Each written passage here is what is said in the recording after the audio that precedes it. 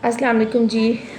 क्या आप भी हामला हैं और थकी थकी रहती हैं, किसी काम को दिल नहीं करता, हड्डियां दर्द करती हैं, ये जो कंधे हैं ये इनमें बहुत ज़्यादा खिंचाव होता है, सुबह उठती हैं तो बिल्कुल फ्रेश नहीं होती, तो ये वीडियो आपके लिए है। जो मेरी बहनें हामला नहीं भी हैं तो ये नुस्खा वो भी इस्तेमाल कर सकती हैं।